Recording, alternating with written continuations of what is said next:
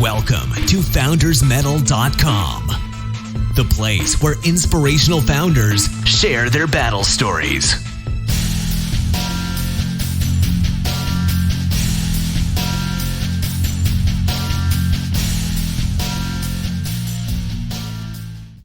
Hello listeners, and welcome to another episode of Founders Metal, where we interview the founders of 4 nonprofits around their battle stories. Today, we are very honored to be joined by Israel Noko. Israel, in addition to being an LEB graduate and I believe some other degrees there, is also founder of NPI Consulting, a B-BBEE specialist consulting firm, as well as the founder of various other entities, and former trade specialist at the Canadian High Commission. Israel, welcome to the show. Good evening. How are you doing? Thank you so much. Israel, I'd like to start off our interview by asking our founders, asking you, what inspired you to start NPI Consulting? Well, it was a combination of several things. First of all, I'd come to the realization that my career prospects and my ability to create wealth for myself was always going to be determined by other people. And I was beginning to realize that I was going to not have 100% control over that type of destination. And if I wanted to do something about it, that the only way I could do something about it was to actually go outside into the entrepreneurship world and to achieve that. The second thing was, of course, then the BE landscape had changed, and we had the gazetting of the BE Codes of Good Practice. There was emphasis around enterprise developments and job creation, something that I was already passionate about. And I felt at that time that, this was a very good time for me to go into my own business. But I think the last thing that actually gave me that confidence to go ahead and do that was that I'd already been working in a small business. And working very closely with the founder of the business, I was able to understand what it took to actually start a business, run a business, manage a business, and more importantly, make sure that it is, a profitable entity that can actually create jobs in the long term. Awesome. Thank you so much for those insights, Israel. What I picked out from them, that you wanted to reassert control, you wanted freedom, you wanted independence.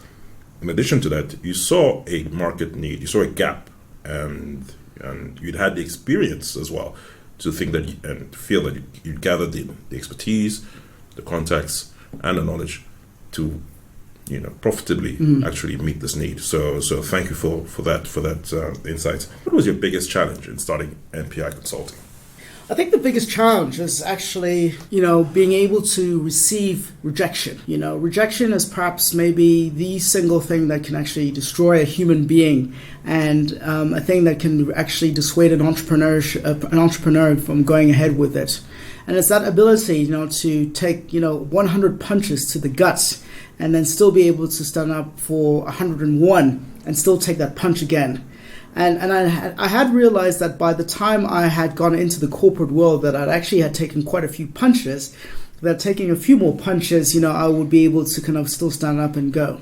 So it was one of the things that I had to mentally overcome, was that ability to move on every time somebody said, no, they can't do business with me.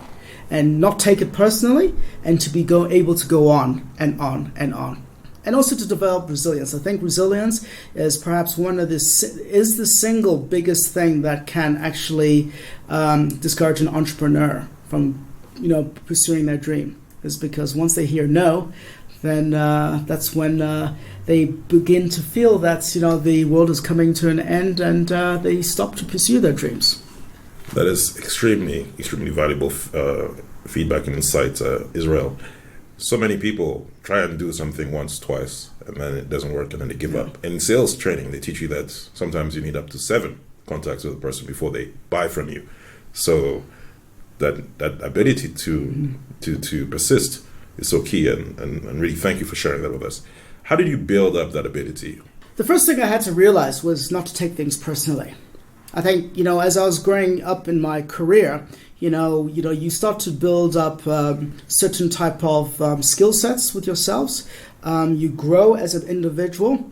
And as you grow and rise up in the corporate ladder, you start to begin to realize that, certain decisions, are always being made in the interest of the company or in the interest of other stakeholders. And of course, at first when you are confronted with that type of decision making, you're likely to take it personally.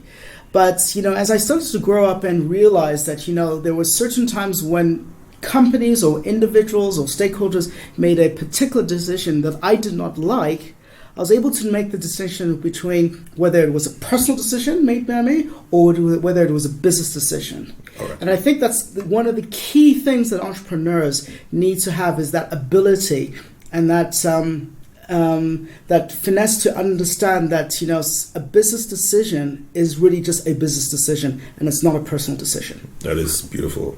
Israel, thank you so much. I took from that many decisions are actually made without consideration for you as an entrepreneur. The background to them are very personal to that person and to that business. And you need to dissociate yourself from your business. Yeah. And not tie your self-confidence and self-esteem to your business. Yeah.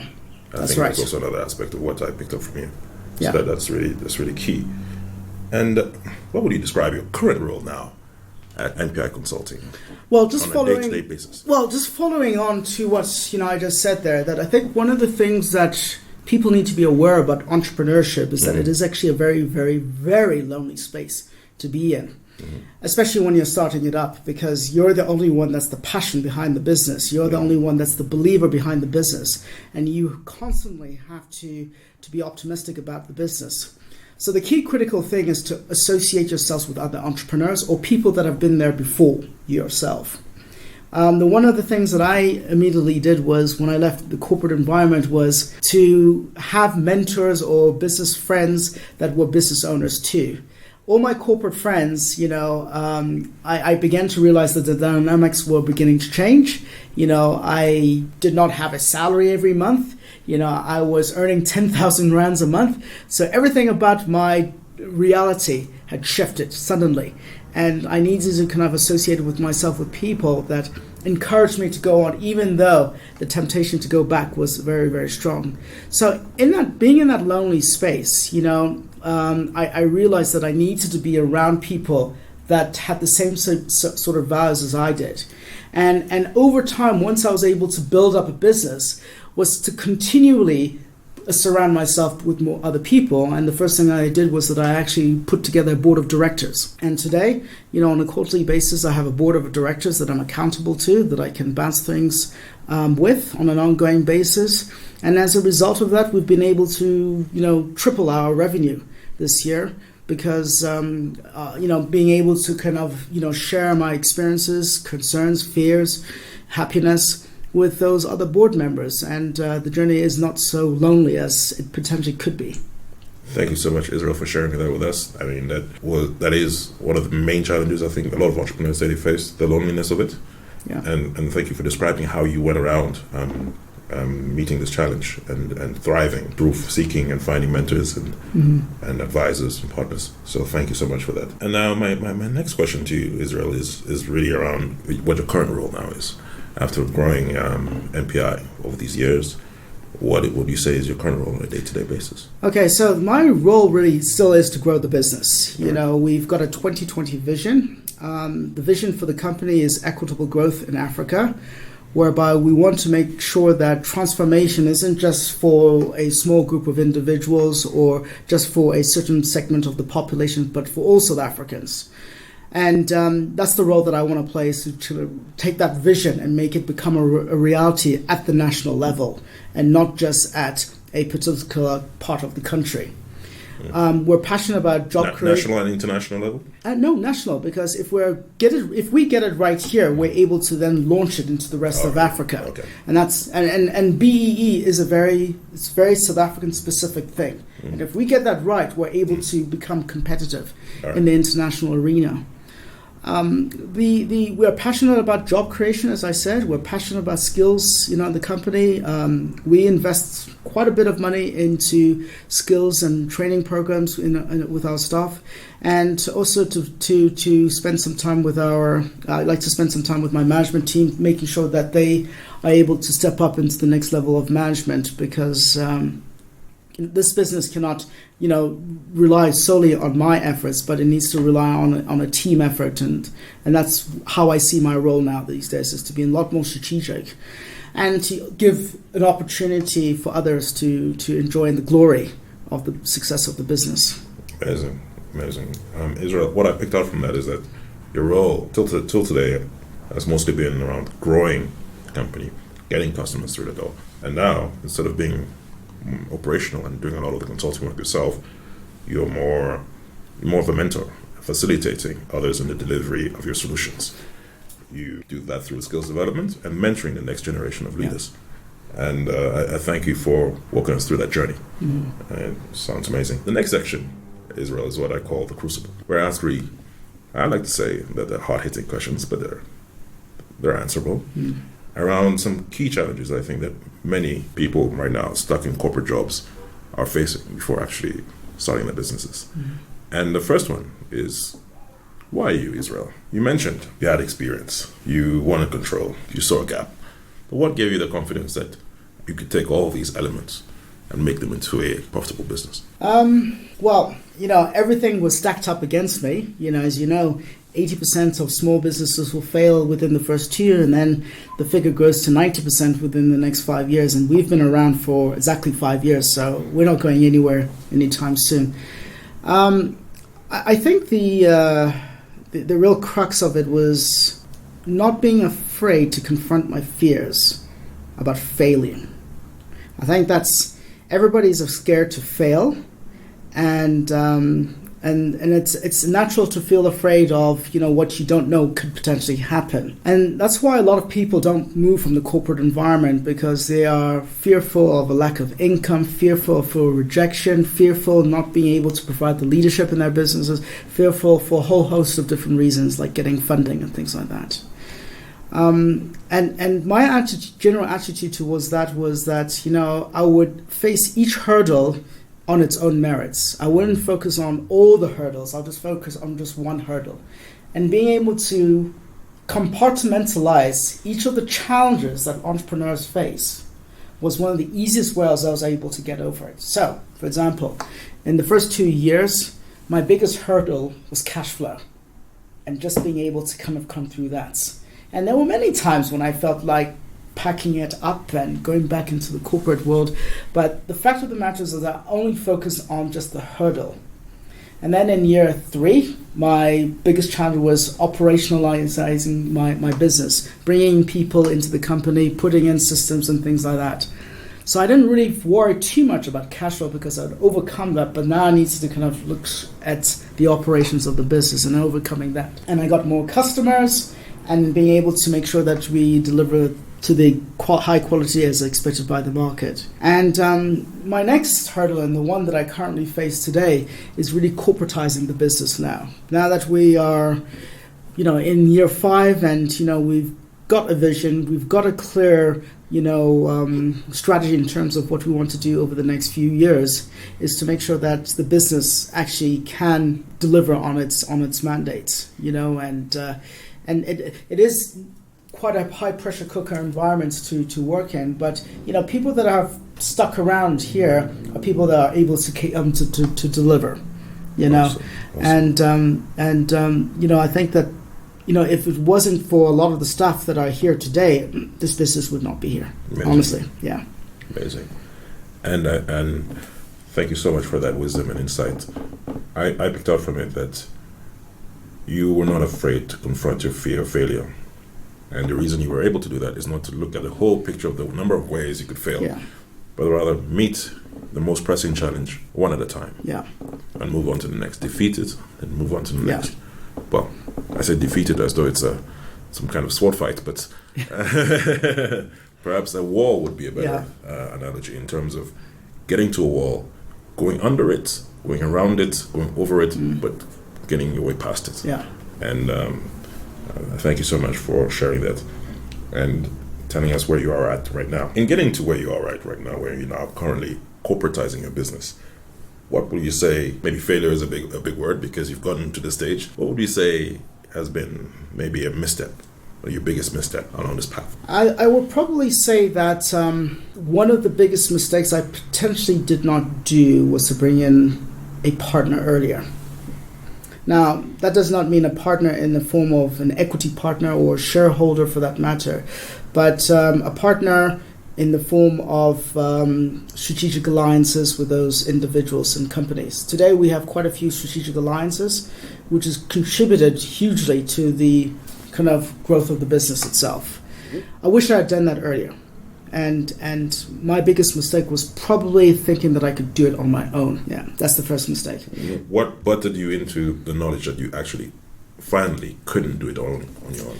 Well, I came to that realization when I was not making the type of cash that I was hoping to make. I had to sit down one day with an advisor of mine, well, actually a mentor of mine, and I was complaining to him that I wasn't actually generating the right sort of cash flow. And he asked if he could see my financials.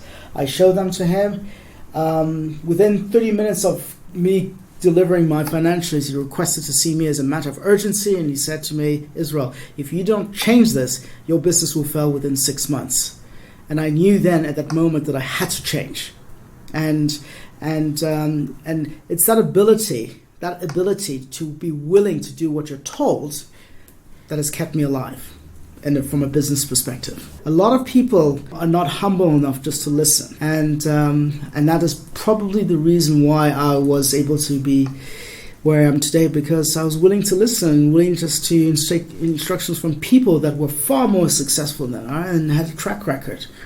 And I think that my general recommendation when I speak with young people, and I usually can pick this up within the first hour of me meeting up with them, is that if they're not willing to listen to me, then I will not be willing to spend any time with them. But if they're willing to listen, I'm willing to, impart with myself with my knowledge with them. Amazing. Yeah. And I mean, what you just said just emphasizes the importance of having mentors. And that's really brilliant. And of course, a mentor is nothing if you're not willing to listen to them. Yeah. So having that humility and maybe being able to shelve the stubbornness and not long enough to actually put in place the good advice that you get. Can I just add one thing? Because I think one of the things that happens to a lot of individuals by the time they leave corporate is that they may have been quite a senior person in their own rights in that organization. The CEO of a very large multinational, or the CFO, a board member. And when they come out of that environment and they start all over again, they often forget that the person that they were in that office was just the office bearer. And that by the time they are reinventing themselves or, going into their own business, that they are there's two separate individuals altogether. And the market in which they are, the way that the market responds to those individuals is very different from when they were in corporate to the person that they are today sitting as an entrepreneur. And that's one of the most psychologically difficult thing for a lot of people to overcome with, is that, that they are no longer that big shot that they were anymore, but they're really back at the bottom of the pile. And the question is, how do they now make that adjustment, into the world of entrepreneurship? And it is a psychological game. Sure. And I think that takes the willingness to realize that actually, that's right. You're no longer that you're no longer this C-suite holder, and you need to hustle and start again. But perhaps in your case, you had a vision for your business, and what you wanted your business to be about, and the change you wanted it to contribute towards, which is transformation. And maybe that allowed you to have that humility to say, I don't mind starting again from the zero, because I know that ultimately my vision is going to carry me quite far, perhaps. Yeah. Awesome. Thank you so much, Israel, for all of that. And now we end off with the question I like to ask our more experienced entrepreneurs. Knowing what you know now, what would you tell your younger self as you were about to go to the company registry at CIPC to register NPI Consulting? What would you What wisdom would you share with yourself? Speak to yourself. To exercise patience, to remain focused, and to remain humble, extremely humble. I think those are the key critical things. And usually you'll find that with a lot of individuals that have gone through a personal crisis, they can relate to something like this because, it is personal in the end of the day. When you've gone through, let's say, a loss of employment, you've gone through a death in the family, some sad loss in one's life, those values, staying humble and staying focused and things like that will ultimately, sharpen as you start to pursue a new adventure. And I think those are one of the critical things that you need to have. Now, there's many others by all means, but at a personal level, having, come from a European environment into a new environment where, I really did not know many people, I had to reassess what I knew and what I did not know. And if you're able to do that, then you stand a very, very good chance of becoming successful. Amazing. But if you're not willing to be humble, then it can go disastrously wrong. Disastrously wrong. Yeah. I love that. You touched on something. You just touched on it lightly, but I think that its importance should not be underestimated. Passion. Your desire to actually. Because you talked about what you know, but about what you want to do or what is important for you to do, and combining those two. Because your passion for transformation is what actually was sort of the fuel for you during those difficult times. So I think that perhaps that is something that we shouldn't forget to add. Yeah. That you have to combine knowledge, experience, and skills, but also passion, because through the difficult times of a business journey, that's what will keep you going, I suppose. Look, there's a very fine line of being a workaholic and being passionate. Quite often people think that the two are intertwined, Not necessarily the case. And that's not necessarily the case. And I think, to put it in very simple terms for you is that I'm so passionate about my job that when I'm not doing it, I get restless, because I'm actually not doing something that I'm passionate about. I could do it every day if I wanted to. And, yes, I will get tired, but the point being is that I love doing what I do, whereas being a workaholic is almost to the point of obsession, to the point where you cannot actually control whether or not, what you're doing is actually making a fundamental difference. You see, I know that when I'm following my passion, I can make a difference. Whereas if I'm just working for the sake of working, then, I will never really know whether or not I'm actually making a difference. And quite often you see that in a lot of companies, that you've got a lot of people that are, working very long hours to the sacrifice of themselves, their health, their sanity, and their family members too. Whereas, when I wake up in the morning, I know I'm going into something that I love doing, and that I can make a difference. Beautiful. I think that's one of the strongest arguments for entrepreneurship that I've ever heard on this show. And I thank you so much, Israel, for spending time with us, sharing your insights with us, and we wish you all the best. We know that you're going to continue to grow and grow. Thank you, Israel. All right, thanks. Thank you for joining us at foundersmetal.com. Gather your strength and strike while the iron's hot.